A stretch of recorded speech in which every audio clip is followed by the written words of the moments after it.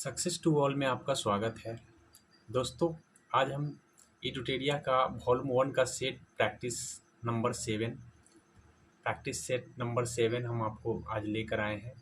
जैसा कि हम सीरीज बाई आपको प्रत्येक सेट का डिस्कशन करके दे रहे हैं, तो आप सेट बाई डिस्कशन कर लेते हैं तो आपका जो स्कोर होगा खुद ब खुद बढ़ जाएगा। आप प्रत्येक सेट को एक एक बार देखिए, 100% है कि आपका स्कोर बढ़ेगा। और सेट प्रैक्टिस करना और सेट डिस्कशन देखना आपके एग्ज़ाम के लिए काफ़ी कारगर साबित होगा। तो सेट नंबर आज हम 7 लेकर आए हैं। देखिए, आज 7 नंबर सेट का हम डिस्कशन करने जा रहे हैं। तो यहाँ पे आप ध्यान दीजिए थोड़ा सा कि आपका जो है सेट नंबर ये 7 है, और इन 7 सेट नंबर में जो है आप देख सकते हैं कि पहला प्रश्न क्या कह रहा है। पहला प्रश्न जो है आपका स्क्रीन पर दिख रहा है। कौन सा राज्य अपने राज्य में एटलीन जल विद्युत परियोजना को स्थापित करने का प्रस्ताव पारित किया है? तो ये करंट का सवाल है, आपको ध्यान रखना है। इसका एक्यूरेट आंसर जो हो जाएगा ये अरुणाचल प्रदेश हो जाएगा। अब नेक्स्ट प्रश्न की ओर देखिए। नेक्स्ट प्रश्न बोला है कि भारत के रक्षा मंत्री श्री राजनाथ सिंह को किस देश ने तेजस नामक सफ़ेद घोड़ा उपहार में दिया है? तो याद रखेंगे ये घोड़ा कैसा है, सफ़ेद याद रखेंगे। तो इसको मंगोलिया ने हाल ही में राजनाथ सिंह को तेजस नाम का घोड़ा उपहार दिया गया है, याद रखिएगा। राजनाथ सिंह जो है हमारे केंद्रीय मंत्री है, इस बातों को भी ध्यान रखेंगे। अगली प्रश्न की ओर बढ़ते हैं। अगला प्रश्न जो है आपका प्रश्न नंबर 3। प्रश्न नंबर 3 में बोला है कि सर्कल नामक नई सुविधा देने वाला सोशल मीडिया ऐप। तो सर्कल नामक नई सुविधा ऐप देने वाला जो है सोशल मीडिया ऐप बन गया है, आपका कौन सा है? तो ऑप्शन है फेसबुक है, पहला ऑप्शन फेसबुक है, दूसरा ऑप्शन आपका ट्विटर है, तीसरा ऑप्शन आपका इंस्टाग्राम है, चौथा ऑप्शन आपका टेलीग्राम है। तो मैं आपको बता दूं कि अभी जो है ट्विटर जो है ना काफ़ी चर्चा में है। आपको ध्यान रखिएगा, एक तो इसने सर्कल जारी कर दिया है, और दूसरी तरफ इसने जो है ये अपना लोगो चेंज कर लिया है। इसका लोगो जो हो गया है अब एक्स हो गया है, इस बात को ध्यान में रख लेंगे। इसका ट्विटर से अब जो है पक्षी को हटा दिया गया है, अब इसके लोगो जो है एक्स है। तो इस बात को भी आप ध्यान रखेंगे। अब जो है इसका मालिक जो है ना एलन मस्क हो गया है, इस बात को भी ध्यान रखेंगे। और अब अगली प्रश्न की ओर बढ़ जा रहे हैं। अगला प्रश्न जो है कह रहा है इलेक्ट्रॉनिक बैंक गारंटी जारी करने वाला भारत का पहला बैंक कौन बन गया? तो भारत का जो पहला बैंक है ये आपका बन गया है HDFC। याद रखेंगे, HDFC जो है ना प्रथम बैंक गारंटी जारी करने वाला, या EBG जारी करने वाला। आप शॉर्ट में भी नाम याद रखेंगे, थोड़ा शॉर्ट में नाम पूछ लिया जाएगा। EBG जारी करने वाला पहला बैंक जो है ना HDFC बैंक बन गया है। अगला प्रश्न है आपका, अगला प्रश्न नंबर 5 है। प्रश्न नंबर 5 क्या कहता है कि हाल ही के दिनों में चर्चा में रहा एक शब्द है जिसको हम मूनलाइटिंग कहते हैं, ये किस सेक्टर में चर्चा में रहा है? तो आपको ध्यान रखना है कि ये जो चर्चा में रहा है ये कौन सा सेक्टर में रहा है। तो मूनलिट नाइट शब्द का जो संबंध है किससे है ये पूछा है। तो इस शब्द का जो संबंध होगा ये मैं आपको बता दूं, ये रोजगार से संबंधित है, याद रखिएगा, ये रोजगार से संबंधित है। इसका एक्यूरेट आंसर जो हो जाएगा ए हो जाएगा। अगली प्रश्न की ओर बढ़ जा रहे हैं। अगला प्रश्न आपसे पूछा है कि एक्सरसाइज ककाडू 2022, ये 2022 का पूछा है। ककाडू का जो एक्सरसाइज है 2022 किसके कहाँ आयोजित किया गया है, मतलब आयोजन किन दो देशों के मध्य किया गया है, ये चीज़ पूछा गया है। तो याद रखिएगा ककाडू जो है अभ्यास होता है भारत और ऑस्ट्रेलिया के बीच होता है। तो इस बात को आप ध्यान रखेंगे कि भारत और ऑस्ट्रेलिया के मध्य ककाडू एक्सरसाइज होते हैं। और 2022 का जो है भारत और ऑस्ट्रेलिया के बीच हो गया है। अब अगली प्रश्न की ओर हम बढ़ जा रहे हैं। अगला प्रश्न आपसे पूछा है कि भारत में पहली नाइट स्काई सेंचुरी जो है, ये पहली नाइट स्काई सेंचुरी कहाँ स्थापित किया गया है? तो मैं आपको बता दूं कि पहली नाइट स्काई सेंचुरी जो है लद्दाख में स्थापित किया गया है। आप इस बात को ध्यान में रखेंगे। अगली प्रश्न आपसे पूछा है कि पद्म श्री पुरस्कार से सम्मानित व्यक्ति हैं, इनका नाम है रामचंद्र माझी। ये बोला है कि इनका निधन हो गया है रामचंद्र माझी जी का। तो इनका निधन जो हो गया है, तो ये किस क्षेत्र से संबंधित थे ये पूछा जा गया है। तो इनका जो संबंध था ये लोक नृत्य से था, इस बात को ध्यान में रखेंगे। और इनका संबंध बिहार से है, इस बातों को भी ध्यान रखना है, क्योंकि अगर आप बिहार के एग्ज़ाम देने जा रहे हैं तो आपको इस चीज़ों को ध्यान में रखना चाहिए। अगला प्रश्न आपसे पूछा है कि हाल ही के दिनों में अर्जुन अवार्ड से जीतने वाले पहले भारतीय क्रिकेटर का निधन हो गया है। तो वे पहले जो पद्म अर्जुन अवार्ड जिनको दिया गया है, तो ये कौन व्यक्ति है, कौन क्रिकेटर है? तो इनका नाम है सलीम दुरानी। सलीम दुरानी का आप याद कर लीजिए, क्योंकि आपके एग्ज़ाम के दृष्टि से काफ़ी महत्वपूर्ण है, क्योंकि ये क्रिकेटर हैं और इनको अर्जुन अवार्ड दिया गया था। इस बातों को भी आप ध्यान में रख लें। अब अगली प्रश्न जो है आपका, अगला प्रश्न है आपका 10, प्रश्न नंबर 10 में बोला है कि विश्व चैंपियनशिप में 2 पदक जीतने वाली पहली भारतीय महिला पहलवान, अर्थात विश्व चैंपियनशिप हुआ है, इसमें 2 पदक जीतने वाली पहली भारतीय महिला पहलवान है, वो कौन बन गई है? तो इसका आंसर एक्यूरेट बी हो जाएगा, विनेश फोगाट। अगली प्रश्न की ओर बढ़ रहे हैं साथियों। ये करंट अफेयर है और एग्जैक्ट फैक्ट आपको सिर्फ याद रखना है, इसलिए इसका कोई डिस्कशन नहीं है। आप इन बातों को भी ध्यान में रखेंगे। और यहाँ से देख लीजिए, आपका जो लेवर कप है, चर्चा में रहा लेवर कप का संबंध, ऐसे प्रश्न जो है ना बार बार बीपीएसएससी जो है ना आपको से कई बार पूछते हैं। तो इस बात को ध्यान में रखेंगे कि इसका आंसर जो हो जाएगा, एक्यूरेट आंसर हो जाएगा ये टेनिस खेल से लेवर कप संबंधित है, इस बात को ध्यान में रखेंगे। आंसर इसका ऑप्शन नंबर ए हो जाएंगे। अब अगली प्रश्न की ओर बढ़ जा रहे हैं। अगला प्रश्न है आपका G20 2022 का पूछा है। G20 2022 की अध्यक्षता किस देश ने की है? तो मैं आपको बता दूं कि G20 2022 की अध्यक्षता जो है इंडोनेशिया किया है, इस बात को ध्यान में रखेंगे। लेकिन जैसे ही आपको 2023 पूछेगा तो आपको ध्यान रखना है 2023 का भारत किया है, इस बात को ध्यान में रखेंगे।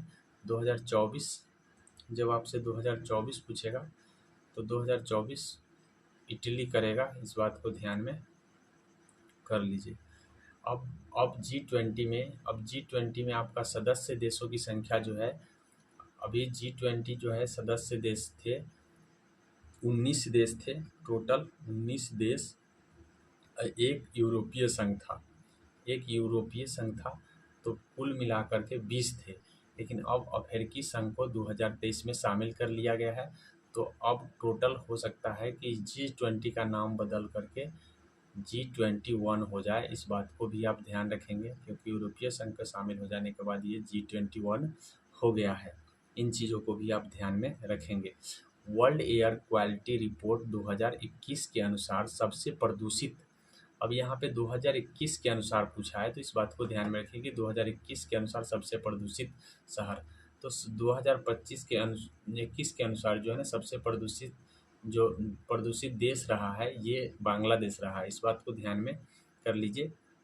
2023 में सबसे प्रदूषित शहर आपको ध्यान रखना है दिल्ली है, अगर पूछा जाए तो ये दिल्ली हो जाएगा सबसे प्रदूषित शहर, और राजधानी के रूप में आपका दिल्ली है, इस बात को ध्यान में कर लीजिए। दिल्ली जो है सबसे प्रदूषित शहर और राजधानी रहा है। अगली प्रश्न की ओर बढ़ जा रहे हैं। अगला प्रश्न है 2000 बजट 2022-23 के अनुसार भारत श्री की स्थापना की घोषणा की गई है, इसका संबंध किससे है? तो ये भारत श्री का जो स्थापना किया गया है, इसका संबंध शिलालेखों को डिजिटलीकरण से है। तो इसका एक्यूरेट आंसर जो हो जाएगा आपका option number A. Option number A accurate answer हो जाएगा, शिलालेखों का डिजिटलीकरण। इस बात को ध्यान में कर लीजिए। अगली प्रश्न की ओर बढ़ रहे हैं। अगला प्रश्न जो है आपका कहा है कि बजट 2022-23 के अनुसार बजट 2022-23 के घोषणा किए गए अनुसार 2030 तक कितना गीगावाट सौर ऊर्जा का लक्ष्य है, उत्पादन करने का लक्ष्य है कितना गीगावाट? तो मैं आपको बता दूं, इसका आंसर एक्यूरेट आंसर जो हो जाएगा ऑप्शन नंबर बी, 280 गीगावाट सौर ऊर्जा उत्पादन करने का लक्ष्य है। 2022 और 23 के आंकड़े के अनुसार 2030 तक ऐसा करना है। इस बात को ध्यान में रखेंगे कि 280 गीगावाट सौर ऊर्जा का उत्पादन कब तक करना है? तो आपको करना है 2030 तक। इस बात को ध्यान में कर लीजिए। आगे बोला है कि कर्नाटक सरकार ने किस तिथि को प्रेरणा दिवस के रूप में मनाने की घोषणा कर दी है? किस तिथि को प्रेरणा दिवस के रूप में मनाएगी? तो मैं आपको बता दूं कि कर्नाटक सरकार ने 17 मार्च को प्रेरणा दिवस, ये राजकुमार फिल्म अभिनेता हैं, उनके राजकुमार फिल्म अभिनेता के जन्मदिन पर प्रेरणा दिवस मनाने की घोषणा कर दिया है। तो इसका एक्यूरेट जो आंसर हो जाएगा ऑप्शन नंबर सी। आप इस बात को भी ध्यान रखेंगे कि किनके जन्मदिन पर यह मनाने की घोषणा प्रेरणा दिवस किया गया है। तो राजकुमार एक चर्चित अभिनेता थे और इसलिए आपको इन बातों को ध्यान रखना है। अगला प्रश्न आपका है कि भारत वन रिपोर्ट 2021। साथियों, वन रिपोर्ट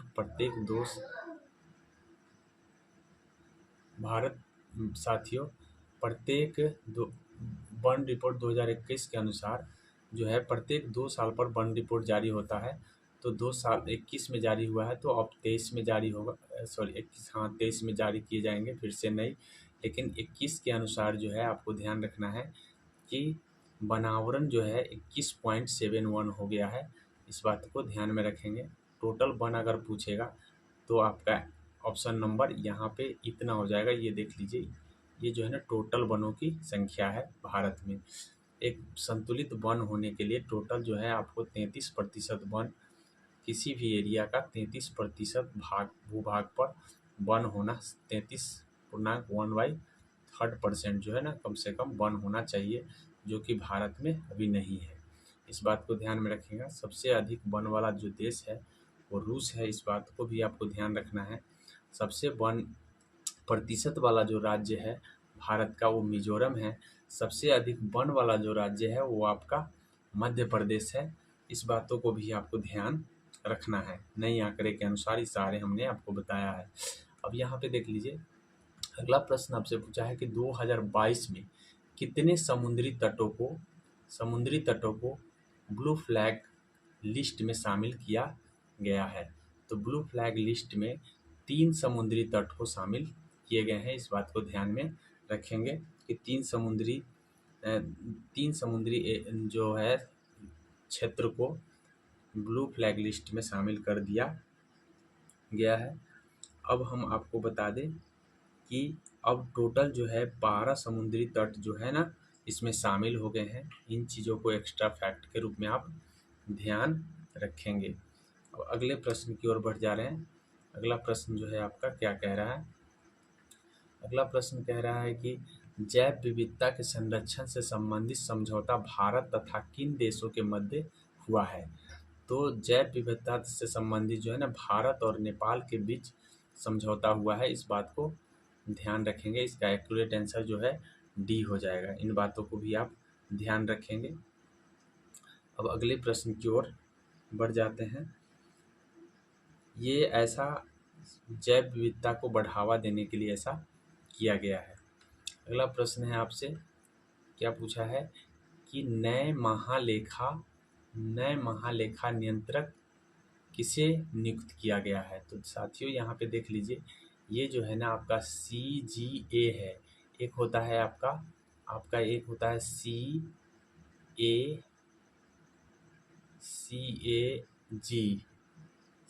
यहाँ पे नहीं है, ठीक है।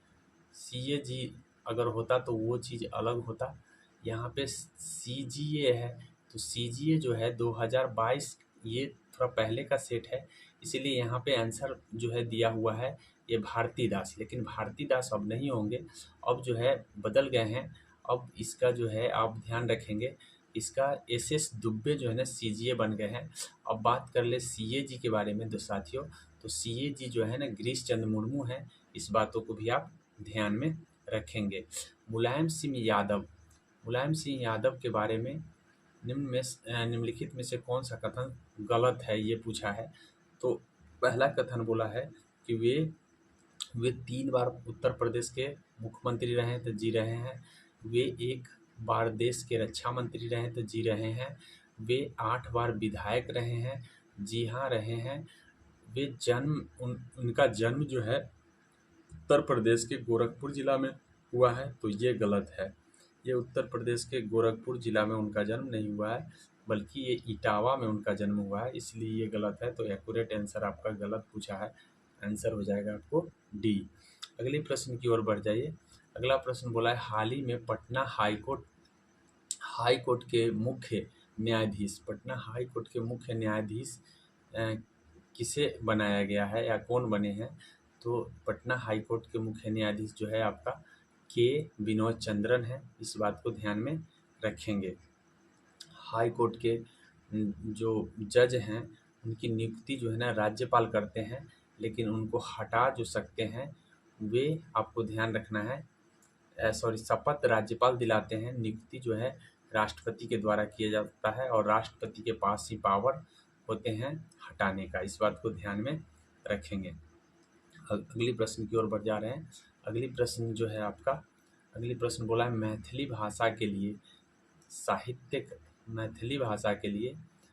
भाषा में साहित्य का अकादमी पुरस्कार 2022 का, यहाँ देखिए 2022 का पूछा है, तो 2022 को आपको ध्यान रखना है। ये अजीत आजाद को मैथिली भाषा के लिए दिया गया है, इस बातों को ध्यान में कर लीजिए। आगे बोला है कि 95 नंबर का जो है ऑस्कर अवार्ड, 95 नंबर का ऑस्कर अवार्ड का जो सर्वश्रेष्ठ अभिनेता है कौन बना है? सर्वश्रेष्ठ अभिनेता, तो सर्वश्रेष्ठ अभिनेता जो है 95 नंबर का ये जो है आपका हो जाएगा ब्रेंडन फ्रेजर को आपको ध्यान में रखना है। अगला प्रश्न की ओर बढ़ जा रहे हैं। साथियों ज़्यादा चर्चा इसलिए नहीं कर रहे हैं कि ये बैक का पूछा हुआ है, इसीलिए इसकी चर्चा ज़्यादा करना ठीक नहीं है, लेकिन कुछ बैक की चीज़ें भी याद रखना हमें ज़रूरी है। ये बैक का करेंट अफेयर्स हैं, इसलिए ज़्यादा चर्चा इस पर करना ठीक नहीं है।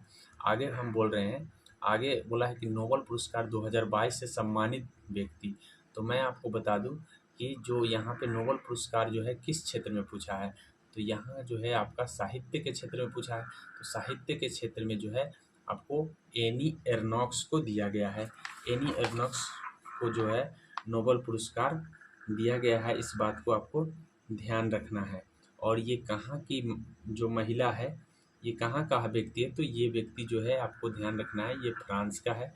और देश का भी नाम कभी कभी पूछ लिया जाता है, तो आपको देश का नाम याद रखना है, ठीक है। देश का नाम फ्रांस है, इस बातों को आप ध्यान में रखेंगे। अब हम बात कर लेते हैं कि हाल ही में घोषणा हो चुका है 2023 का भी, तो 2023 में जो है नए व्यक्ति बने हैं। हम एक बार फिर से आपको जब अगली वॉल्यूम 2 बताएंगे तो सारे चीज़ का डिस्कशन कर देंगे, लेट ना हो जाए, इसलिए हम आपको पहले ये सारी चीज़ करा दे रहे हैं। बोला है पैडा पद्धति क्या है? तो पैडा पद्धति जो है आपको जंगल काटकर सुखाने और छोड़ने की प्रक्रिया को हम पैडा पद्धति के नाम से जानते हैं, तो इस बात को आप ध्यान में रखेंगे। अगला प्रश्न आपसे पूछा है, अगला प्रश्न पूछा है कि महोदय महादेव पहाड़ी किसका भाग है? तो महादेव जो पहाड़ी है, आपको मैं बता दूं, ये सतपुड़ा का भाग है। इस बात को आप ध्यान रखेंगे, सतपुड़ा पहाड़ी। अब आगे बता दें कि दक्कन पठार कि किस काल का पर्वत है। दक्कन पठार किस काल का पर्वत है? तो मैं आपको बता दूं कि जो दक्कन पठार है वो क्रेटेशियस काल का पर्वत है। इस बात को ध्यान में रख लेंगे। अगला प्रश्न है आपका कि बिहार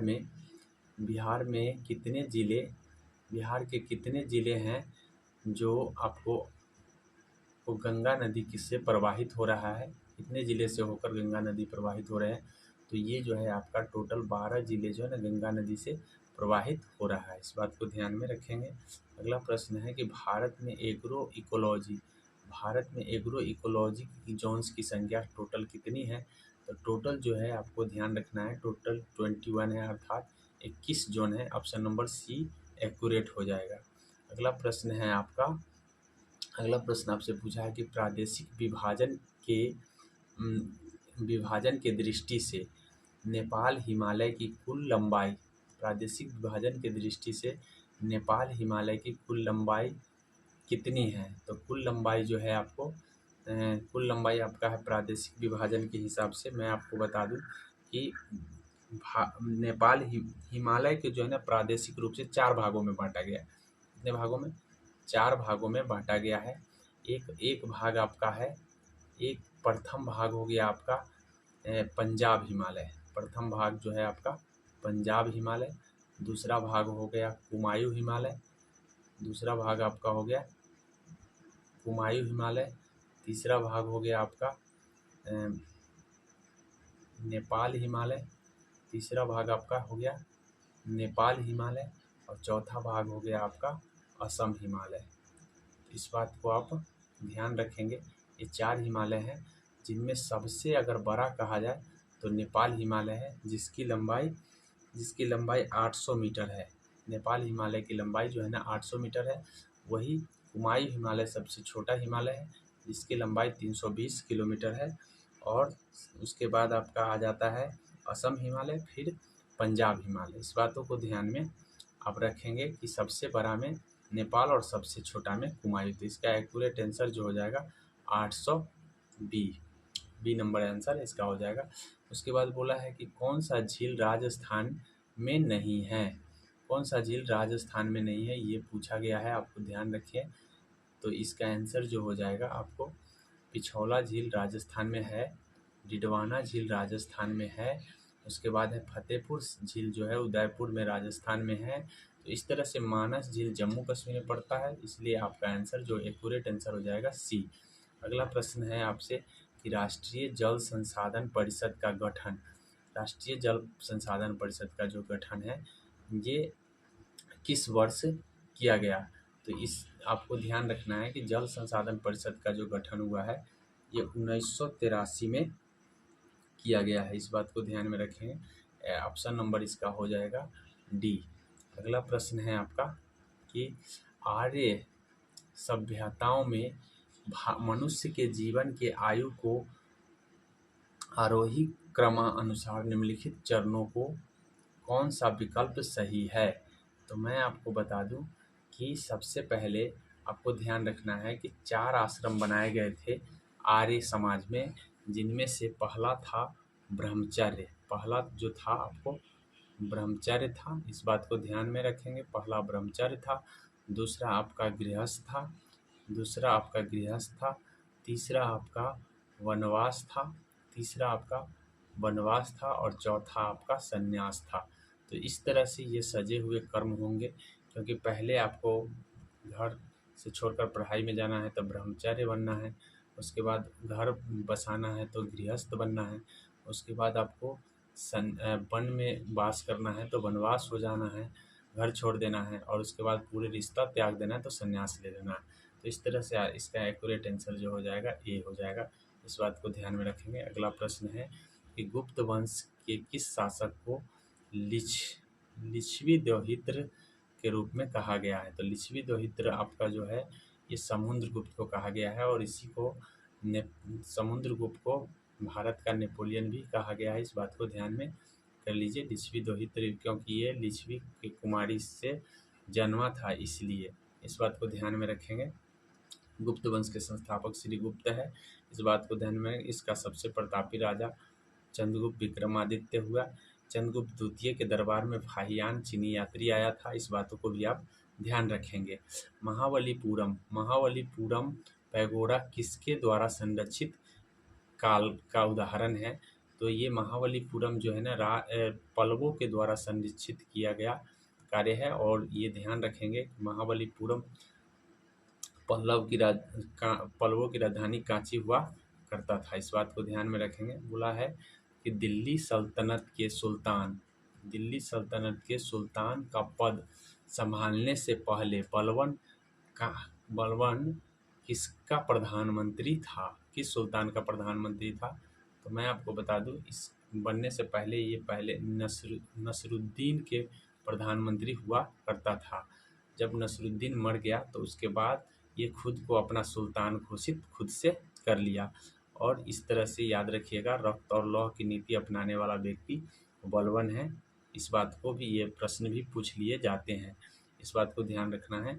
उसके बाद बोला है कि कौन सुमेलित है? सुमेलित है का मतलब है कौन सब सही है? तो मैं आपको बता दूं, चिश्ती संप्रदाय निजामुद्दीन औलिया का दिया है, तो ये सही है, ये सही है आपका।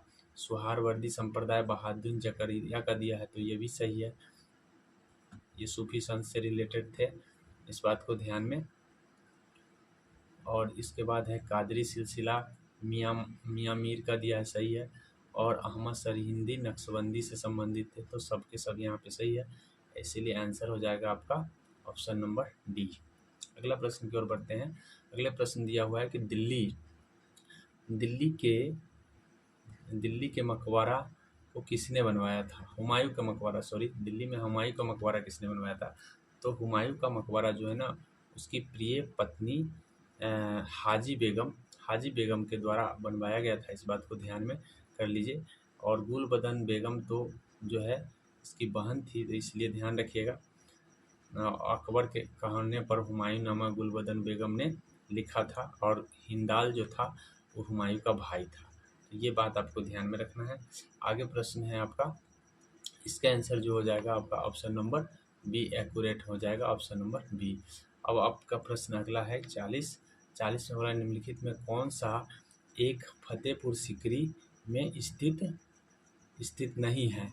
तो फतेहपुर सीकरी में स्थित नहीं है, ये पूछा है। तो फतेहपुर सीकरी में आपको पंचमहल है, फतेहपुर सीकरी में पंचमहल है। उसके बाद मैं आपको बता दूं, वही मोती मस्जिद नहीं है, मोती मस्जिद जो है ना ये दिल्ली में पड़ता है। वही सलीम अली चिश्ती मकबरा फतेहपुर सीकरी में है। मारियम पैलेस भी फतेहपुर सीकरी में है, तो नहीं बोला है, तो इसमें आंसर हो जाएगा आपका ऑप्शन नंबर बी। अगला प्रश्न की ओर बढ़ते हैं। अगली प्रश्न बोला है कि गुरु गोविंद सिंह के द्वारा खालसा पंथ की स्थापना किस वर्ष किया गया था? तो मैं आपको बता दूं, गुरु गोविंद सिंह सिखों के 10वें गुरु थे। गुरु नानक ने सिख धर्म का स्थापना किया था, और सिखों के अंतिम गुरु और 10वें गुरु जो है ना गुरु गोविंद सिंह है, इस बात को ध्यान में रखिए। इनका जन्म पटना में हुआ है, और इन्होंने ही पाहुल प्रथा की शुरुआत की थी। इन्होंने ही गुरु ग्रंथ साहिब को अपना गुरु मान करके उसके बाद गुरु की प्रथा को ख़त्म कर दिए थे, तो इस बात को आपको ध्यान में रखना है, इतनी चीज़ें। अब यहाँ पे बोला है कि किस वर्ष किए थे उन्होंने खालसा पंथ की स्थापना? तो खालसा पंथ की स्थापना उन्होंने 1699 में किए हैं, इस बात को ध्यान में रखेंगे। अगला प्रश्न है कि नादिर शाह के आक्रमण के समय किस शासक ने निम्नलिखित में कौन से शासक था, ये बोला है। तो ये शासक जो था मोहम्मद शाह उस समय हुआ करता था, नादिर शाह के समय। नादिर शाह जो है 1739 में आक्रमण किया था, तब उस समय मोहम्मद शाह दिल्ली का शासक हुआ करता था। दिल्ली का शासक कौन हुआ करता था? मोहम्मद शाह, इस बात को ध्यान में कर लीजिए। अगला प्रश्न है कि बुनियादी शिक्षा के विचार सबसे पहले किसने प्रस्तुत किया था? बुनियादी शिक्षा का विचार सबसे पहले किसने प्रस्तुत किया? तो इसका आंसर जो हो जाएगा आपका, सबसे पहले महात्मा गांधी ने विचार को प्रस्तुत किया था। मैं आपको बता दूं कि 1737 में वार्धा योजना के तहत जो है, उसके बाद है हरिजन पत्रिका इन्होंने निकाला था, उसमें भी प्रस्तुत किया था मूलभूत सिद्धांत, ये सब जो है बुनियादी शिक्षा के बारे में इन्होंने दिया था। तो कैसी शिक्षा होनी चाहिए, किस तरह का शिक्षा होनी चाहिए, इस तरह की बातें महात्मा गांधी जी ने कहे थे। एक भारतीय के लिए भारतीय शिक्षा होना जरूरी है, ऐसे महात्मा गांधी का कहना था। उसके बाद बोला है निम्नलिखित में किसने स्वीकार किया था कि 1857 एक मतलब कौन सा ब्रिटिश था जो स्वीकार किया था कि 1857 का विद्रोह जो था एक राष्ट्रीय विद्रोह था। ये किसने स्वीकार किया था, कौन ब्रिटिश ने? तो इसका आंसर जो हो जाएगा आपका डिजरेली नाम का ब्रिटिश था, जिसने बताया था कि हाँ ये एक राष्ट्रीय विद्रोह था। उसके बाद है आपका कौन सा गोलमेज सम्मेलन में महात्मा गांधी को भाग लिए थे? किस गोलमेज सम्मेलन में महात्मा गांधी भाग लिए थे? तो मैं आपको बता दूं महात्मा गांधी जी प्रथम सम्मेलन में भाग नहीं लिए थे, जो 1930 में हुआ था। दूसरा 1931 में हुआ था, उसी में महात्मा गांधी भाग लेने के लिए गए, क्योंकि गांधी इरविन पैक्ट हो गया था 1931 में, 5 मार्च 1931 को। तब जाकर के उन्होंने गोलमेज सम्मेलन में गए, लेकिन बात नहीं बनी। सांप्रदायिक दलित को निर्वाचन प्रणाली के बारे में अलग से कह रहा था, जिसके कारण महात्मा गांधी जी वापस आ गए। इस बात को ध्यान में रखेंगे, तो इसीलिए एक्यूरेट आंसर जो हो जाएगा इसका ऑप्शन नंबर बी। और 1932 में तृतीय गोलमेज सम्मेलन हुआ है, इस बात को आपको ध्यान रखना है। संविधान बनाते समय निम्नलिखित में से कौन सा आदर्श प्रस्तावना में शामिल नहीं किया गया था? मतलब प्रस्तावना में कौन शामिल नहीं किया गया था, इस बात को पूछा है। तो इस बात को ध्यान रखिएगा कि इसका आंसर जो हो जाएगा, उस समय समाजवादी शब्द नहीं था प्रस्तावना में, स्वतंत्रता था। ठीक है, स्वतंत्रता था। 5 प्रकार की स्वतंत्रता, 3 प्रकार का न्याय और 2 प्रकार की समानता हमारे प्रस्तावना में निहित है, और ये पहले से भी थे।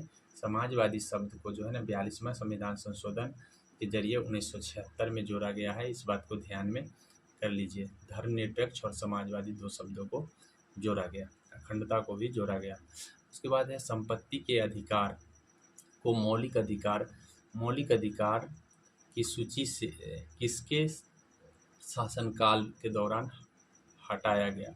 संपत्ति के अधिकार को मौलिक अधिकार की श्रेणी से, जैसा कि आपको पता है कि हमारे मूल संविधान में टोटल 7 मौलिक अधिकार दिए गए थे, लेकिन अब मौलिक अधिकारों की संख्या मात्र 6 रह गया है। 7 से अब जो है, अब ये 7 नहीं रहा, अब टोटल हो गए हैं 6। तो एक मूल अधिकार को हटा दिया गया है। मूल अधिकार का मूल अधिकार हमने कहाँ से सीखा है? तो मूल अधिकार की जो अवधारणा है, ये हमने अमेरिका के संविधान से सीखा है, इस बात को ध्यान में रखिएगा। तो मोरारजी देसाई की सरकार जब बनी थी 1977 में, तो उस समय 78 में एक संविधान संशोधन आया, जो 44वां नंबर का था संविधान संशोधन। इसी संशोधन के जरिए जो है संपत्ति के अधिकार को लीगल अधिकार बना दिया गया, और अनुच्छेद 300 क बना करके उसमें डाल दिया गया, और उसको ख़त्म कर दिया गया। मूल संपत्ति के अधिकार को मौलिक अधिकार की श्रेणी से हटा दिया गया। पहले वित्त आयोग का गठन कब हुआ था? तो पहले वित्त आयोग का जो गठन हुआ था, वो मैं आपको बता दूं, यहाँ पे ऑप्शन दिए गए हैं 1950, 1951, 1952। तो पहले वित्त आयोग का जो गठन हुआ है 1951 में हुआ है, इस बात को ध्यान में रखेंगे। प्रथम अध्यक्ष जो बने थे केसी नियोगी बने थे, इस बात को ध्यान में रखना है। अभी 22वें जो अभी NK सिंह जो है ना वित्त आयोग बने हुए हैं, इस बात को ध्यान में कर लीजिए। केसी नियोगी प्रथम थे।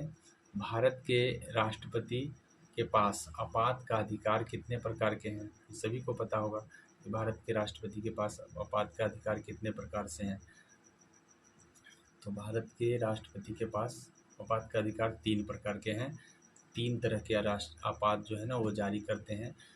कौन कौन अनुच्छेद हैं, तो पहला है मैं आपको बता दूं 352 के जरिए राष्ट्रीय आपात 352, उसके बाद है 56 के जरिए आपका हो जाएगा 356 के जरिए संवैधानिक आपात, उसके बाद है 360 के जरिए जो है 360 के जरिए आपको है वित्तीय आपात। ये अभी 3 बार लागू हो चुका है, एक बार 1962 में, 71 में और 1975 में। ये कई बार लागू हो चुके हैं, इस बात को ध्यान में रख लीजिए। और 60 जो है ना अभी तक एक भी बार लागू नहीं हुआ है, इस बात को ध्यान में रखिए। आगे बोला है भारत में सरकार की संसदीय प्रणाली कहाँ से ग्रहण किए गए हैं। तो संसदीय प्रणाली जो है ना, आप याद रखिएगा, हम लोगों ने ब्रिटेन के संविधान से सीखा है संसदीय प्रणाली, तो इसका आंसर हो जाएगा ब्रिटिश संविधान। ब्रिटिश संविधान से हमने, तो ब्रिटिश संविधान से और भी चीज़ें हमने कई सीखे हैं। राष्ट्रपति के बारे में तो हमने अमेरिका के संविधान से लिया है, लेकिन याद रखेंगे कि ब्रिटिश के संविधान से संसदीय प्रणाली, एकल नागरिकता, इन सब चीज़ों को हमने ग्रहण किया है। ऑस्ट्रेलिया के संविधान से हमने प्रस्तावना की भाषा को ग्रहण किया है। रूस के संविधान से हमने मौलिक कर्तव्य को ग्रहण किया है, और अमेरिका के संविधान से हमने मौलिक अधिकार को ग्रहण किया है। उसके बाद है न्यायपालिका के जो है ना, सर्वोच्च न्यायपालिका के बारे में हमने वहीं से ग्रहण किया है, अमेरिका से, इस बात को ध्यान में कर लीजिए। लोकसभा में किसी भी विधेयक को धन विधेयक के रूप में प्रमाणित करने का अधिकार किसके पास है। तो प्रमाणित जो कौन करता है, तो ये प्रमाणित करते हैं लोकसभा के अध्यक्ष। कोई विधेयक धन विधेयक है या नहीं, वो लोकसभा के अध्यक्ष ही प्रमाणित करते हैं। और याद रखेंगे कि अनुच्छेद 110 के तहत धन विधेयक सिर्फ लोकसभा में ही पेश किए जा सकते हैं, इस बात को ध्यान में रखें।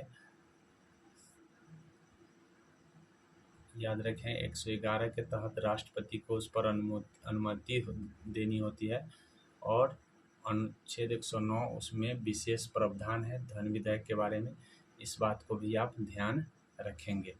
अगला प्रश्न है आपका कि भारत के संविधान में आपका जो है राज्यसभा के सीटों के बंटवारे के बारे में निर्धारण करती है, कौन सा अनुसूची निर्धारण करती है। तो मैं आपको बता दूं, पहला अनुसूची में केंद्र राज्य है, दूसरे अनुसूची में आपका शपथ है, तीसरा में आपका है वेतन, दूसरा में वेतन है, तीसरा में शपथ है, चौथा में आपका सीटों का बंटवारा है। इस बात को ध्यान में रखेंगे। पहला में आपका केंद्र और राज्य का क्षेत्र है,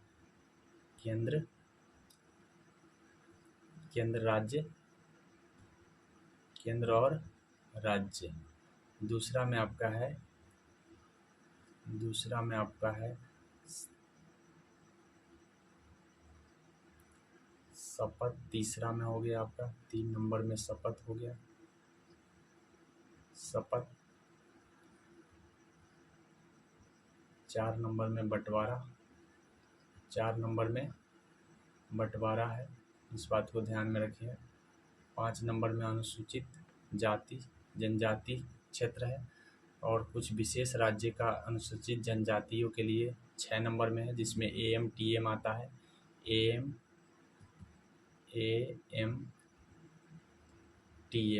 AMTM से मतलब है असम, मेघालय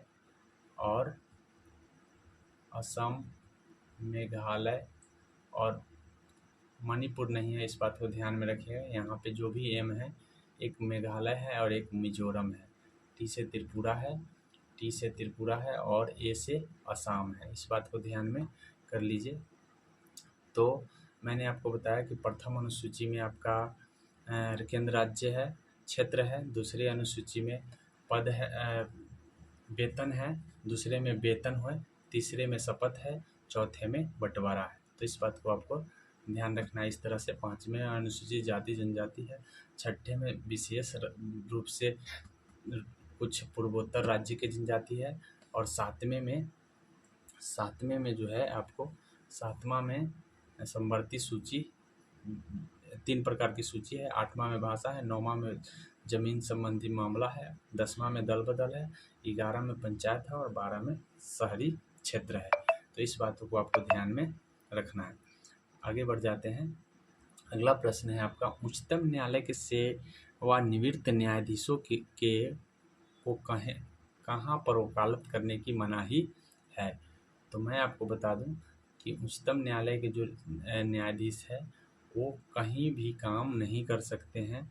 उच्च न्यायालय के नीचे किसी भी न्यायालय नहीं, वे किसी भी फौजदारी न्यायालय में काम नहीं कर सकते हैं। इस बात को ध्यान में, भारत के किसी भी न्यायालय में हर जगह मनाही है उनको, इसलिए ऑप्शन नंबर यहाँ पे हो जाएगा बी।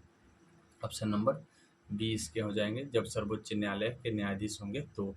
उसके बाद आपका है अगला प्रश्न है, निम्नलिखित में किस समिति की रिपोर्ट में लोकपाल और लोकायुक्त संस्थाओं की स्थापना की सिफारिश की गई है। कौन सी समिति ने किया था? तो इसका आंसर हो जाएगा आपका प्रशासनिक समिति। इस बात को ध्यान में रखेंगे। अगले प्रश्न है आपका, अगला प्रश्न जो है आपका कि भारतीय संविधान के किस अनुच्छेद में मुख्यमंत्री के कार्यों का वर्णन है। तो मुख्यमंत्री के जो कार्यों का वर्णन है वो अनुच्छेद नंबर 167 में लिखा गया है कि मुख्यमंत्री का कर्तव्य है कि जो भी काम करेंगे वो राज्यपाल को सूचित करेंगे और उनकी हर ड्यूटी के बारे में अनुच्छेद 167 है। इस बात को ध्यान में रखेंगे। मोहिनी आट्टम जो है बोला है, मोहिनी आट्टम नृत्य का विकास निम्नलिखित में मूलतः किस राज्य से है, मतलब इसका संबंध किस राज्य से है, ओवरऑल यही पूछा है। तो इसका संबंध जो है आपको ध्यान रखना है, मोहिनी आट्टम केरल से है। ठीक है, एक भारतनाट्यम होता है जो तमिलनाडु से है। इस बात को भी आप ध्यान में रखेंगे। अगला प्रश्न है कि पोत निर्माण यार्ड मझगांव जो है शिपयार्ड कहाँ है। तो आपको ध्यान रखना है कि ये जो है मझगांव ये महाराष्ट्र में पड़ता है। मौसे मझगांव, मौसे महाराष्ट्र याद रखेंगे। एक मरमू गांव होता है तो वो गोवा में पड़ता है। इस बात को ध्यान में कर लीजिए। अगला प्रश्न है आपका, केंद्रीय खाद्य प्रौद्योगिकी अनुसंधान संस्थान कहाँ पड़ता है। तो खाद्य प्रौद्योगिकी अनुसंधान संस्थान जो है आपको ध्यान रखना है ये पड़ता है आपको हैदराबाद। खाद्य प्रौद्योगिकी अनुसंधान संस्थान आपको हैदराबाद में है। इस बात को ध्यान में, सॉरी ये हैदराबाद में नहीं होगा, ये मैसूर में होगा। खाद्य प्रौद्योगिकी अनुसंधान संस्थान मैसूर में पड़ता है। इस बात को ध्यान में कर लीजिए। एक्यूरेट आंसर सी हो जाएगा। अगला प्रश्न है, केंद्रीय मृदा संरक्षण बोर्ड का गठन जो है ना कब किया गया था। तो इसका गठन जो हुआ है ये 1953 में किया गया है। इस बात को ध्यान में रखेंगे कि 1953 में केंद्रीय मृदा संरक्षण बोर्ड का गठन किया गया है और इसका काम है मृदा का संरक्षण करना। एक है काजरी जिसे हम शुष्क क्षेत्र अनुसंधान संस्थान कहते हैं, ये जोधपुर में पड़ता है और इसकी स्थापना 1969, ये मरुस्थल के क्षेत्रों से संबंधित है, याद रखिएगा। मरुस्थल के क्षेत्रों से ये इसकी स्थापना 1959 में हुआ है। इस बात को ध्यान रखेंगे कि इसकी स्थापना कितना में हुआ है, 1959 में। तो काजरी की स्थापना, काजरी कहाँ पे है, तो जोधपुर में पड़ता है, राजस्थान में। अगला प्रश्न है आपका, निम्नलिखित में किस देश के संसद के नाम से किस देश के संसद का नाम राष्ट्रीय पंचायत है। तो राष्ट्रीय पंचायत जो है बांग्लादेश के नहीं, नेपाल के संसद का नाम जो है आपका राष्ट्रीय पंचायत है। इस बात को ध्यान में रखिए। एक्यूरेट आंसर जो इसका हो जाएगा ऑप्शन नंबर ए। अब हम आपको बता दें कि भूटान का जो है वो है आपका त्सोंगडू है, और उसके बाद है मलेशिया का जो है आपको ध्यान रखना है, मलेशिया का दीवान निगारा है, और मालदीव का मजलिस है। मालदीव का मजलिस हो गया, इसका इसका जो है मजलिस है। मलेशिया का जो है मलेशिया का दीवान निगारा हो गया, दीवान निगारा, और भूटान का त्सोंगडू। इस बात को ध्यान में रखिएगा। और राष्ट्रीय पंचायत नेपाल का हो गया, इस बात को ध्यान में रखेंगे। कार्टोजोना प्रोटोकॉल जो है ना का संबंध किससे है? तो जैव विविधता के संरक्षण से कार्टोजोना का संबंध है, इस बात को ध्यान में रखेंगे। ऑप्शन नंबर ए हो गया।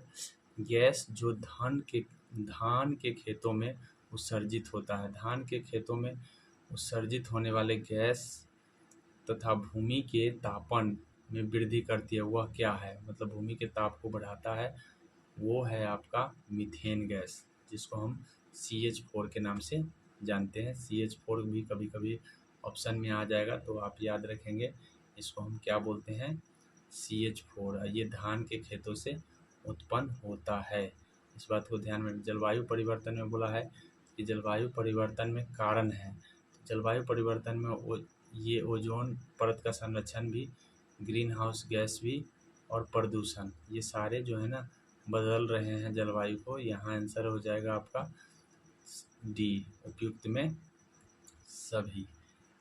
सभी हो जाएगा। अगला प्रश्न है आपका कि विश्व जैव विविधता दिवस जो है ये किस दिन मनाया जाता है, ये चीज़ पूछा है। तो मैं आपको बता दूं कि 22 मई को जैव विविधता दिवस मनाया जाता है, इस बात को ध्यान में रखेंगे। वही आपका 5 जून को विश्व पर्यावरण दिवस मनाया जाता है, 10 दिसंबर को विश्व मानवाधिकार दिवस मनाया जाता है, इस बात को ध्यान में रखेंगे।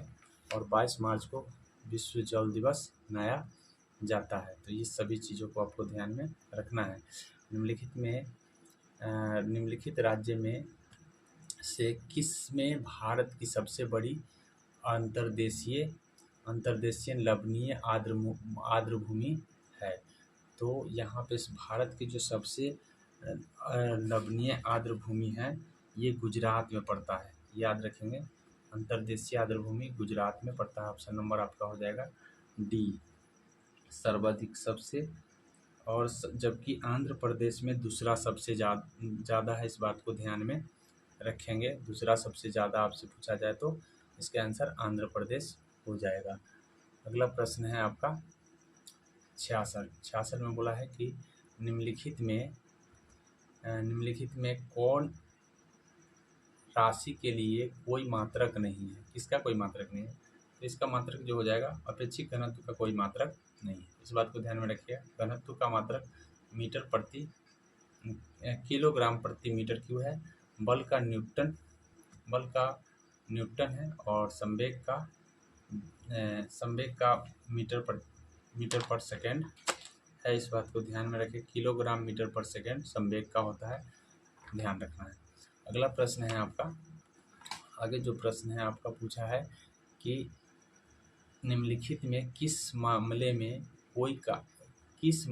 कोई कार्य नहीं हो रहा है, ये चीज़ बोला है। साइंस का सवाल है, कहाँ कोई कार्य नहीं हो रहा है? तो राधा को एक पूल में तैर रही है, तो कार्य तो हो रहा है, तैर रही है तो विस्थापित हो ही रहेंगे कार्य। यहाँ पे एक इंजन ट्रेन खींच रहा है, तो वहाँ पे भी विस्थापित हो रहे, तो यहाँ भी कार्य हो रहे हैं, याद रखिए। यहाँ पे बोला है एक पवन चक्की द्वारा कुएं से पानी जल निकाला जा रहा है, तो यहाँ भी विस्थापन हो रहा है, तो यहाँ भी कार्य हो रहे हैं।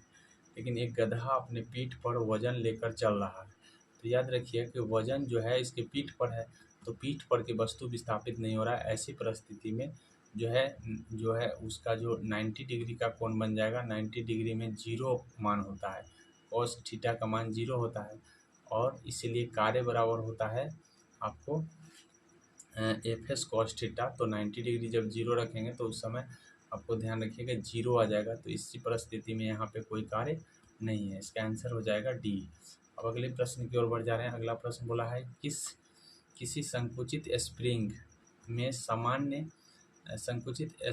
सामान्य लंबाई के स्प्रिंग से अधिक ऊर्जा होती है क्योंकि बोला है क्योंकि स्प्रिंग संकुचित करने के निम्न में से कौन ऊर्जा का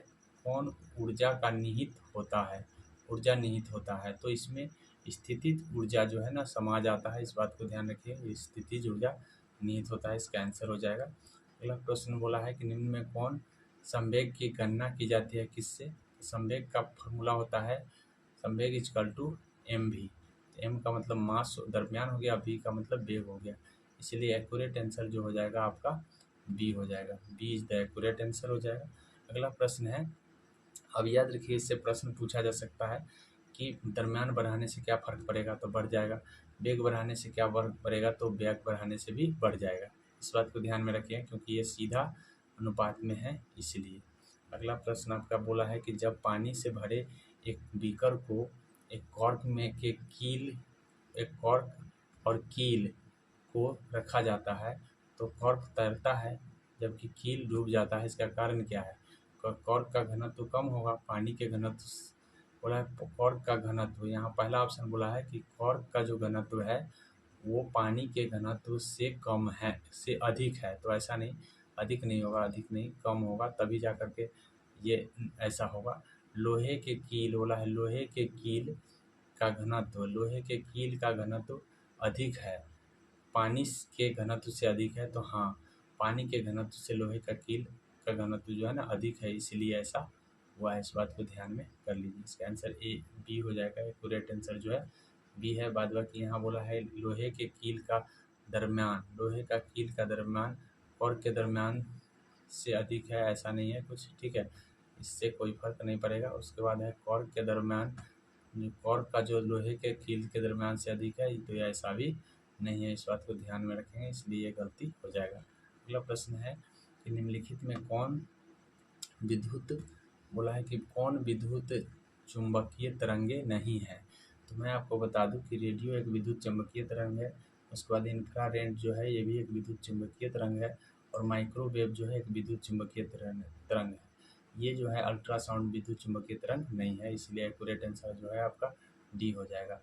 उसके बाद बोला है अगला प्रश्न बोला है निम्नलिखित में कौन सा कथन सत्य है। तो सत्य का ध्वनि का वेग होता है। बोला है कि ध्वनि का वेग होता है। अब ऑप्शन के अकॉर्डिंग देखना है। बोला है सर्दियों की तुलना में गर्मियों में कम। तो गर्मियों में कम ऐसा नहीं है, गर्मी में अधिक होंगे, इसलिए ताप बढ़ने से ध्वनि का वेग बढ़ जाता है। इस बात को ध्यान में रखेंगे। सर्दियों और गर्मियों में समान, तो ये ऐसा नहीं है, समान नहीं होंगे। उसके बाद है मौसम में कोई फर्क नहीं पड़ता है, इसलिए ये भी गलत हो जाएगा। तो सारे जब गलती हो गए तो इसका मतलब है सर्दियों की तुलना में गर्मियों में अधिक होता है ध्वनि की चाल ताप बढ़ने पर बढ़ता है। ठोस में सबसे अधिक होता है, गैस में सबसे कम होता है। इस बात को ध्यान कर लीजिए। उसके बाद बोला है जब प्रकाश का घनत्व एक माध्यम से दूसरे माध्यम में, बोला है प्रकाश का घनत्व एक सघन माध्यम से विरल माध्यम में प्रवेश करता है तो क्या होता है, इसकी गति, बोला है इसकी गति क्या प्रभाव पड़ेगा। तो इसकी गति का जो प्रभाव है, मैं आपको बता दूं कि इसकी गति का जो प्रभाव है क्या पड़ेगा, बढ़ जाएगा। इस बात को ध्यान में रखिएगा। जब विरल माध्यम में आएगा तो उसकी गति थोड़ा बढ़ जाता है, तो इसका आंसर एक्यूरेट आंसर हो जाएगा, एक्यूरेट ए आंसर हो जाएगा। लेकिन जब विरल से सघन में जाएगा तो उसका प्रभाव घट जाता है। इस बात को ध्यान में, वेग जो है घट जाता है। इस बात को ध्यान में कर लीजिए। अगला प्रश्न है आपका, अगला जो प्रश्न है, प्रश्न नंबर है आपका 74। अगला प्रश्न जो है आपका 74 है। 74 में बोला है कि किसी यौगिक की सबसे छोटी संभव इकाई को क्या कहा जाता है। सबसे यौगिक बोला है तो यौगिक का जो छोटी इकाई होगा वो अन्य होता है, लेकिन याद रखिएगा वही अगर पूछता कि तत्व का सबसे छोटी इकाई क्या है तो परमाणु हो जाएगा। इसलिए इसका एक्यूरेट आंसर जो है ए हो जाएगा। इस बात को ध्यान में कर लीजिए। अगला प्रश्न है, निम्नलिखित में कौन सा अधातु है जो तरल अवस्था में अधातु बोला है, धातु नहीं, धातु बोलता तो पारा हो जाता, इसीलिए अधातु आपको है ब्रोमीन, जो तरल अवस्था में होता है। इस बात को ध्यान में कर लीजिए। बोरॉन एक उपधातु होता है, इस बात को ध्यान में रखिएगा। क्लोरीन एक सर्वाधिक ऋणात्मकता दर्शाने वाला इलेक्ट्रॉन बंधुता तत्व है, इस बात को ध्यान में कर लीजिए। आगे है अगला प्रश्न आपका बोला है कि सामान्य रासायनिक गुण वाले दो तत्वों को निम्नलिखित में से कौन सा विकल्प सही है। तो बोला है कि तत्वों की संयोजी इलेक्ट्रॉन की संख्या समान होगी, तो तत्वों के संयोजी इलेक्ट्रॉन की संख्या जो होगा वो समान होगा, इस बात को ध्यान में रख लीजिए। इसका आंसर जो है ये हो जाएगा, एकदम एक्यूरेट आंसर हो जाएगा। इलेक्ट्रॉन संख्या भिन्न नहीं हो सकता है, इस बात को ध्यान में रखिए। संयोजी इलेक्ट्रॉन भिन्न नहीं होता है, तत्वों के परमाणु द्रव्यमान भिन्न नहीं होते हैं, समान होते हैं। और तत्वों के परमाणु द्रव्यमान समान होंगे, तो याद रखिए तत्वों के परमाणु द्रव्यमान समान होंगे ऐसा कोई बात नहीं है, तत्वों के संयोजी इलेक्ट्रॉन सिर्फ समान होता है, इस बात को ध्यान में कर लीजिए। उसके बाद बोला है परमाणु हथियार में उपयोग किए जाने वाले सबसे सामान्य समस्थानिक कौन है। मेंस जो परमाणु हथियार में प्रयोग किया जाता है, प्लूटोनियम और यूरेनियम का प्रयोग किया जाता है, इस बात को ध्यान में कर लिया। ड्यूटेरियम का प्रयोग जो है भारी जल में किया जाता है, इस बात को ध्यान में करना है। बोला है कि परमाणु की ऑक्सीकरण स्थिति क्या प्रदर्शित करता है। तो परमाणु की जो ऑक्सीकरण स्थिति है वो आपका यहाँ पे ऑप्शन दिया है कि प्राप्त इलेक्ट्रॉन की संख्या को प्रदर्शित करता है, तो जी नहीं, ऐसा नहीं है, प्राप्त इलेक्ट्रॉन की संख्या को प्रदर्शित नहीं करता है। इसका आंसर हो जाएगा आपका एक्यूरेट आंसर सी हो जाएगा। यौगिक बोला है यौगिक के वास्तविक आवेश को प्रदर्शित करता है, क्षति इलेक्ट्रॉन की संख्या को प्रदर्शित नहीं करता है, इसलिए याद रखेंगे। अगला प्रश्न है आपसे, आधुनिक आवर्त सारणी में समूह 18 वाले मूल तत्व बाह्यतम कक्षा में 8 इलेक्ट्रॉन होने वाले को छोड़कर अन्य सभी को क्या कहते हैं। तो अन्य सभी बोला है कि आधुनिक आवर्त सारणी के समूह 18 के मूल तत्वों अपनी बाह्यतम कक्षा में 8 इलेक्ट्रॉन होने के वाले को छोड़कर अन्य सभी को क्या कहा जाता है। तो अन्य सभी को निष्क्रिय गैस कहा जाता है, याद रखिएगा। अन्य सभी को क्या कहे जाएंगे, निष्क्रिय गैस, ठीक है। निष्क्रिय गैस की संख्या जो है 5 है, neon, helium, argon, krypton, xenon, radon. Radon एक ऐसा निष्क्रिय गैस है, 5 नहीं है 6 है, इस बात को ध्यान में रखेंगे। 6 निष्क्रिय गैस है, जिसमें से रेडॉन एक ऐसा निष्क्रिय गैस है जो वायुमंडल में नहीं पाया जाता है, इस बात को ध्यान में रखेंगे। निम्नलिखित में कौन हेलोजन का क्वथनांक उच्च होता है। किस हेलोजन का क्वथनांक जो है, कौन सा हेलोजन है जिसका क्वथनांक उच्च होता है, ये चीज़ बोला है किसका उच्च होता है। तो मैं आपको बता दूं, ब्रोमीन भी हेलोजन है, फ्लोरीन भी हेलोजन है, फ्लोरीन भी हेलोजन है, आयोडीन भी हेलोजन है और क्लोरीन भी हेलोजन है। लेकिन इसमें किसका क्वथनांक सबसे ज़्यादा है। तो सबसे ज़्यादा जो क्वथनांक है वो आयोडीन का है, इस बात को ध्यान में रखिएगा। सर्वाधिक ऋणात्मकता तत्व दर्शाने वाला फ्लोरीन है और सभी इलेक्ट्रॉन बंधुता वाला जो तत्व है वो क्लोरीन है। ब्रोमीन एक ऐसा तत्व है जो याद रखेंगे जो द्रव अवस्था में पाया जाता है। तो इतना बात आपको ध्यान में रखना है। उसके बाद हीरे के कार्बन परमाणु के बाहरी कोश में मुक्त इलेक्ट्रॉनों की संख्या कितनी होती है। तो मुक्त इलेक्ट्रॉनों की संख्या जो है ना 0 होता है, क्योंकि कोई इलेक्ट्रॉन मुक्त नहीं होता जिसके कारण ये कुचालक बन जाता है। अगर ग्रेफाइट पूछता तो 1 मुक्त इलेक्ट्रॉन होते हैं जो चारों तरफ चक्कर लगाते रहते हैं, इस बात को ध्यान में रखेंगे। बोला है ऑक्सीजन की उपस्थिति में अयस्कों को गर्म करने की क्रिया क्या कहलाती है। तो जब ऑक्सीजन की उपस्थिति में अयस्क को हम गर्म करते हैं तो यह क्रिया भंजन कहलाती है, इस बात को ध्यान में रखें। इस क्रिया को हम भंजन कहते हैं, ठीक है। इस क्रिया को हम भंजन कहते हैं। और अयस्कों का जो है ना, अशुद्धि को दूर करना अयस्क निष्कर्ष, अयस्क अशुद्धि को दूर करके अयस्क निकाल लेना, जो निष्कर्षण है, धातु का निष्कर्षण है। उसके बाद मैं आपको बता दूं निस्तापन क्या होता है। तो निस्तापन जो होता है वो आपको चाहे ऑक्सीजन रहे या ना रहे उस स्थिति में इसका सांद्रण होता है। और धातु का संक्षरण क्या होता है, धातु को जंग लग के संक्षारित हो जाना संक्षरण होता है।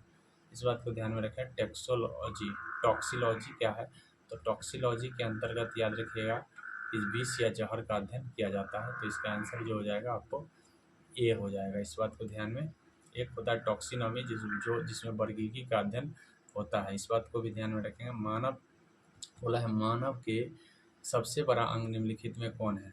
तो मानव का जो सबसे बड़ा अंग है, मैं आपको बता दूं, मानव का जो सबसे बड़ा अंग होगा वो आपका त्वचा होगा। लेकिन सबसे जो है जो आंतरिक ग्रंथि है, वो सबसे बड़ा ग्रंथि जो है आपको याद रखिएगा वो आपका होता है हृदय। आंतरिक ग्रंथि हृदय है, लेकिन सबसे बड़ा अंग पूछता है तो त्वचा है। इस बात को ध्यान में रखेंगे। उसके बाद अगला प्रश्न आपसे पूछा है, निम्नलिखित में कौन सा उत्तक जोड़ों के खाद्य पदार्थों का परिसंचरण करता है। तो खाद्य पदार्थों का परिसंचरण करने वाला कौन सा उत्तक है, तो ये जाइलम है, याद रखिएगा। जाइलम परिसंचरण निम्नलिखित में कौन सा उत्तक, जाइलम उत्तक है जो जोड़ों के खाद्य पदार्थों को परिसंचरण करता है। जोड़ पूछता है तो याद रखिएगा जाइलम हो जाएगा। लेकिन जैसे ऊपर से जो खाद्य पदार्थ आता है वो फ्लोएम के माध्यम से आता है। इस बात को ध्यान में रखिएगा। जाइलम फ्लोएम एक संवहन बंडल है, इस बात को ध्यान में रखिएगा। और दोनों जटिल उत्तक के रूप में कार्य करता है। उसके बाद अगला प्रश्न है आपका कि निम्नलिखित में कौन सा समरूप अंग है। तो समरूप अंग आपसे पूछा है, तो मैं आपको बता दूं कि समरूप अंग जो है लॉबस्टर पूंछ और व्हेल का फल। लॉबस्टर पूंछ, इसका आंसर हो जाएगा लॉबस्टर पूंछ और व्हेल का फल। ये जो है ना, ये आपका समरूप अंग का उदाहरण है। इस बात को ध्यान में रखेंगे। आगे है, समरूप अंग वे है जो कार्य तो सेम दर्शाते हैं, लेकिन संरचना तो सेम होती है लेकिन उनके कार्य अलग अलग होते हैं। इस बात को ध्यान में कर लीजिए। निम्नलिखित में कौन सा जीव मुकुलन द्वारा प्रजनन नहीं होता है, किस जीव में नहीं होता है, तो हाइड्रा में होता है मुकुलन द्वारा। इस बात को ध्यान में रखेंगे। उसके बाद है एनेलिडा में नहीं होता है, एनेलिडा में आपको मुकुलन द्वारा नहीं होता है। मूंगा में मुकुलन द्वारा ही होता है, स्पंज में भी मुकुलन द्वारा ही होता है। इस बात को ध्यान में कर लीजिए। तो एक्यूरेट आंसर जो आपका हो जाएगा यहाँ पे डी हो जाएगा। आगे बोला छोटी आंत में आंतरिक सतह पर हजारों उंगली नीमा आकृति होती है। तो ये उंगली नीमा आकृति को हम क्या कहते हैं, क्या पाया जाता है, ये चीज़ बोला है। तो इसको हम रसांकुर कहते हैं। और रसांकुर जो है प्रोटीन जितना भी पोषक पदार्थ है उसको अवशोषण करने में मदद करता है। ऑप्शन नंबर सी हो जाएगा। मस्तिष्क में कौन सा हिस्सा, मस्तिष्क का कौन सा हिस्सा जो है सांस लेने के लिए और को नियंत्रित करता है, सांस को नियंत्रित करता है। तो मस्तिष्क में एक पीछे का भाग होता है जिसको मेडुला ऑब्लंगेटा कहते हैं। ये पोन्स जो है ना, ये वाला जो भाग है आपको मेरुज्जु और पोन्स के बीच में पाया जाता है। और इसका काम है सांस को, दिल के धड़कन को, उल्टी पल्टी को, इस सब को नियंत्रित करना है। उसके बाद है गर्भाशय किसके माध्यम से योनि में खुलता है। गर्भाशय जो है ना किसके माध्यम से योनि में खुलता है। तो मैं आपको बता दूं कि गर्भाशय जो होता है वो गर्भाशय ग्रीवा के माध्यम से योनि में खुलता है। गर्भाशय ग्रीवा हो जाएगा इसका आंसर। अगला प्रश्न है, निम्नलिखित में कौन सा पौधा थैलोफाइटा के अंतर्गत नहीं आते हैं। थैलोफाइटा के अंतर्गत नहीं आते हैं, तो मैं आपको बता दूं कि ये जो है आपका फ्लूनेरिया जो है ये थैलोफाइटा के अंतर्गत नहीं आते हैं। वही कारा जो है थैलोफाइटा के अंतर्गत आएंगे। इसमें जो है ये वाला गलत है, ये थैलोफाइटा के अंतर्गत नहीं आते हैं, कारा आते हैं, कारा आपको आएंगे। उसके बाद है आपको उल्वा भी आता है और यूलोथ्रिक्स भी आता है। तो इसीलिए आपका आंसर जो है फ्लूनेरिया हो जाएगा। इस बात को ध्यान में कर लीजिए। अगला प्रश्न आपसे पूछा है कि निम्नलिखित में कौन सा क्षेत्र प्राथमिक क्षेत्र के अंतर्गत नहीं आता है। तो प्राथमिक क्षेत्र के अंतर्गत कृषि आते हैं, वानिकी आते हैं, ठीक है, वानिकी आते हैं, खनन आता है, नहीं आता है तो आपका विनिर्माण, ये उद्योग से संबंधित है, इसलिए ये द्वितीय क्षेत्र में आता है। ये आंसर हो जाएगा आपका डी, आंसर डी हो जाएगा। प्रथम पंचवर्षीय योजना को निम्नलिखित में से किस मॉडल पर आधारित है। तो प्रथम पंचवर्षीय योजना हेयरहार्ट डोमर मॉडल पर आधारित है, वही दूसरी पंचवर्षीय योजना महालनोबिस मॉडल पर आधारित है, याद रखेंगे ये दूसरी है। और तीसरी पंचवर्षीय योजना गॉडगिल मॉडल पर आधारित है, डब्ल्यू मिलर चौथी पंचवर्षीय योजना है। इस बात को ध्यान में कर लीजिए। आगे बोला है मिशन इंद्रधनुष की शुरुआत कब हुआ था। तो मिशन इंद्रधनुष का जो शुरुआत हुआ है ये 2014 में किया गया है। इस बात को ध्यान में रखिएगा, 7 रोगों के निदान के लिए। उसके बाद बोला है मूल्यवर्धन, वेट जो है ना सबसे पहले वेट जो सबसे पहले है वो आपको ध्यान रखना है कि किस राज्य में लागू हुआ था। तो सबसे पहले हरियाणा में ये लागू हुआ था, याद रखिएगा। सबसे लास्ट में बोलेगा तो उत्तर प्रदेश में लागू हुआ था। तो यहाँ पे एक्यूरेट आंसर जो हो जाएगा ऑप्शन नंबर बी। तो यहीं पे हमारा जो है जीके जीएस खत्म होता है। आशा करते हैं कि आपको सेट जो डिस्कशन अच्छा लगा हो तो लाइक और सब्सक्राइब करके आगे बढ़ा दीजिए। फिर मिलेंगे अगली वीडियोस के साथ सेट नंबर 8 में। जय हिंद, जय भारत।